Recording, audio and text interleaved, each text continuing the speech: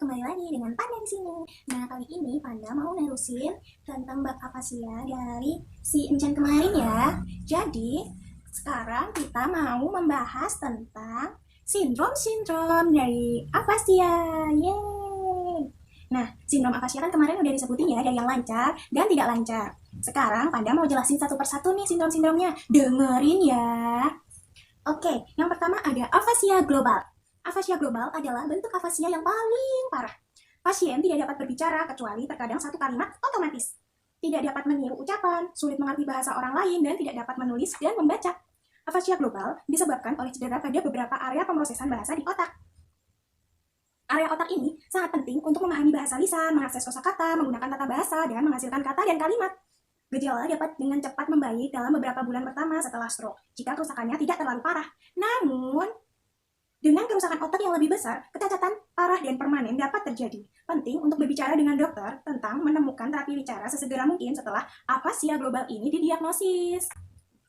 Nah, yang kedua ada afasia Broca. Jadi, individu dengan afasia Broca ini mengalami kesulitan berbicara dengan lancar, tetapi pemahaman mereka relatif dapat dipertahankan. Jadi, afasia ini juga dikenal sebagai afasia tidak lancar atau afasia ekspresif.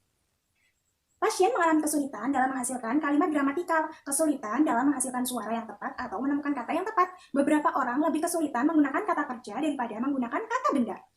Seseorang dengan afasia Broca mungkin memahami pembicaraan dengan relatif baik, terutama ketika struktur tata bahasa dari bahasa lisan sederhana. Namun, mereka mungkin mengalami kesulitan memahami kalimat dengan konstruksi tata bahasa yang lebih kompleks. Misalnya nih ya, seperti kalimat berikutnya. Sari memberi Budi balon.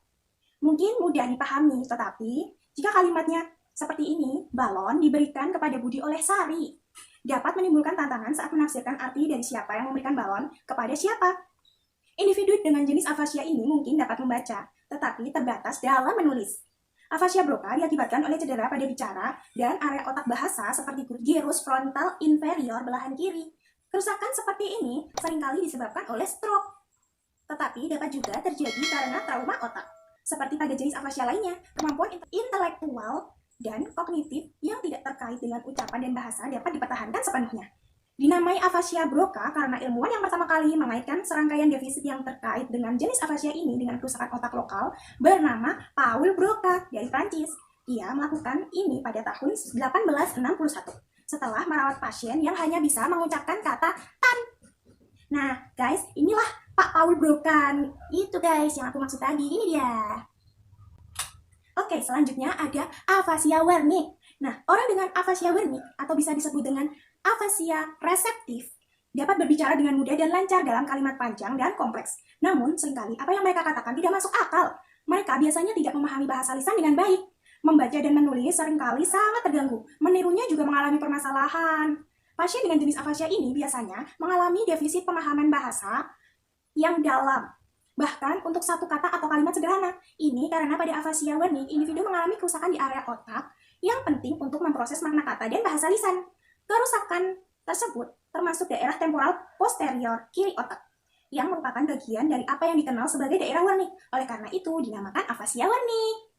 Afasia Wernicke dan area Wernicke dinamai sesuai dengan ahli saraf Jerman Karl Wernicke, yang pertama kali menghubungkan jenis defisit bicara khusus ini dengan kerusakan di area temporal posterior kiri otak. Ini adalah Pak Karl Wernicke yang menemukan afasia Wernicke ini, guys.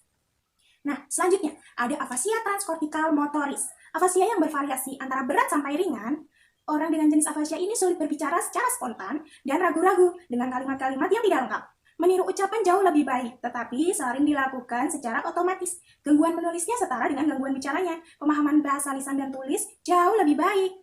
Selanjutnya ada afasia transkortikal sensoris. Tadi kan motoris, nah sekarang yang sensoris nih. Afasia yang bervariasi antara berat sampai ringan. Yang terutama terganggu adalah pemahaman bahasa lisan dan tulis. Individu dengan jenis afasia ini dapat berbicara dengan lancar, tetapi menggunakan kata-kata yang salah. Mereka dapat meniru ucapan kata dan kalimat dengan baik walaupun tidak memahaminya. Gangguan menulisnya setara dengan gangguan bicaranya. Maksudnya setara di sini, jadi jika gangguan menulisnya itu terganggu, maka gangguan bicaranya juga terganggu, gitu ya. Nah, selanjutnya afasia transkortikal campuran. Tadi kan ada afasia transkortikal motoris, ada afasia transkortikal sensoris. Nah, sekarang ada afasia transkortikal campuran. Afasia yang bervariasi antara berat sampai ringan, pemahaman maupun pengungkapan bahasa lisan dan tulis terganggu. Mereka dapat meniru ucapan dan menyelesaikan kalimat walaupun ia tidak memahaminya. Terus selanjutnya ada afasia konduksi. Afasia yang bervariasi antara sedang sampai ringan. Individu dengan jenis afasia ini dapat berbicara lancar, tetapi ragu-ragu, karena mencari kata-kata, meniru ucapan sangat terganggu. Pemahaman bahasa jauh lebih baik.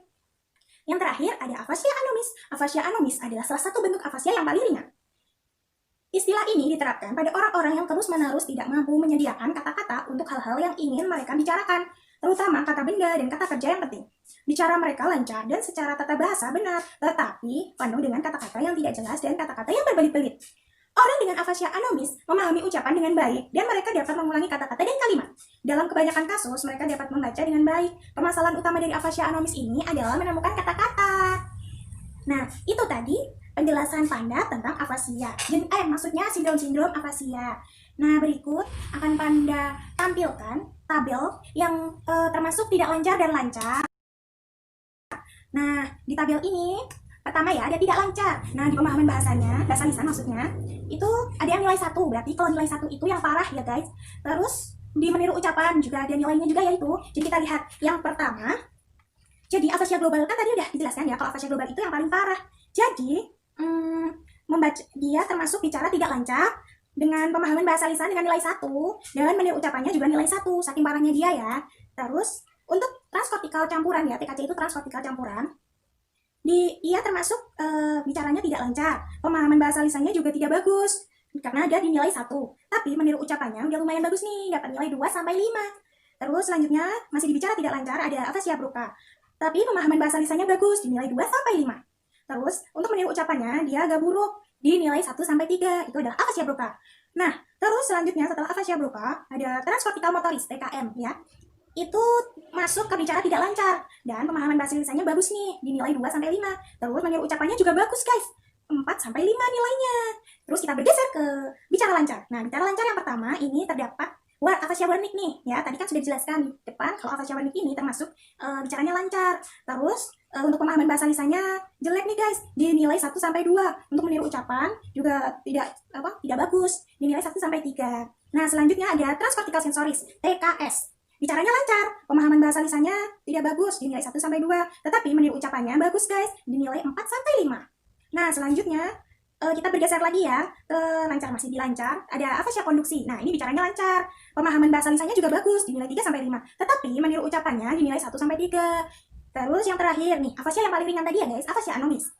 Dia bicaranya lancar, pemahaman bahasa lisannya bagus, meniru ucapannya juga bagus, cuman dia itu kesulitan dalam menemukan kata-kata. Nah, mungkin dari penjelasan tabel ini tadi dan penjelasan semua sindrom-sindrom tadi cukup ya dari Panda. Cukup sekian dari Panda. Maaf bila ada salah kata, salah perbuatan, mungkin ilmunya ada yang belum tepat. Mohon dimaafkan ya guys. Karena Panda juga masih belajar. Oh ya, sebelum Panda tutup, jangan lupa klik like, klik subscribe, dan share ke seluruh media sosial kalian. Agar ilmu ini tidak hanya berhenti di kalian saja, oke? Terus kalau mau bertanya silahkan ditulis di kolom komentar. Kalau mau kasih saran dan kritik kami sangat butuh sekali. Mohon kritik dan sarannya ya, tulis aja di kolom komentar, jangan sungkan, oke? Nah, sekian dari Panda. Terima kasih semuanya sudah mau mendengarkan Panda. Assalamualaikum warahmatullahi wabarakatuh. Dadah semua.